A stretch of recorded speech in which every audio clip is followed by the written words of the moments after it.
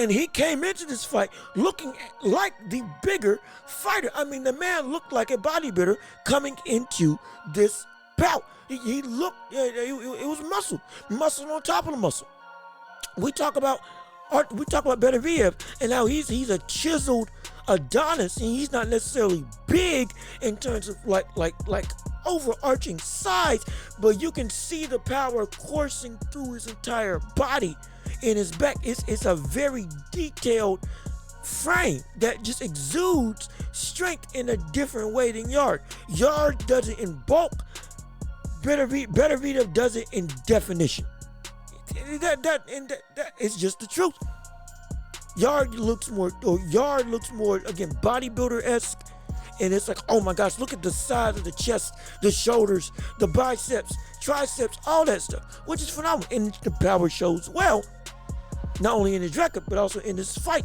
But Artur Beterbiev is more so of a streamlined, very defined type of body build in terms of he looks big without being big. If that makes sense. And if you look at him, when you watch him fight, you see it. But the one thing that messed up in terms of Anthony Yarde in this fight was the fact that he gassed himself out. And that's one of the situations that you get when you have big bodybuilder-esque style of boxers that are in the sport. That's why coaches and pundits constantly say, well, he's too big. And it's going to catch up to him. Because when you have a bunch of size on you, especially a bunch of just out and out muscle, it is very hard to sustain that and also be able to sustain the level of stamina and energy into the later rounds.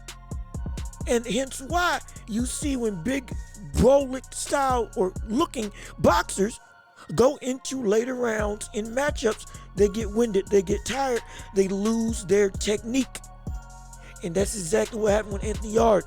He lost his technique later on in the fight, especially after round 3.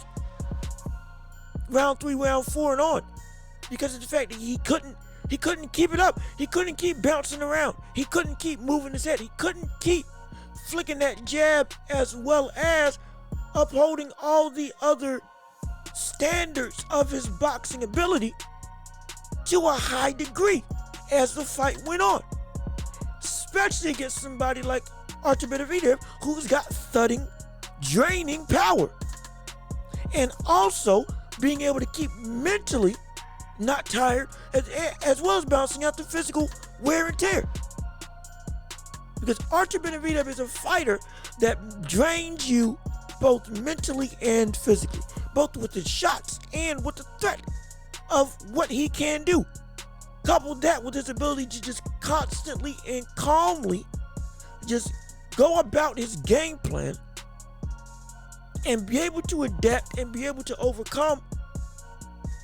And it's like everything that he does makes you have to,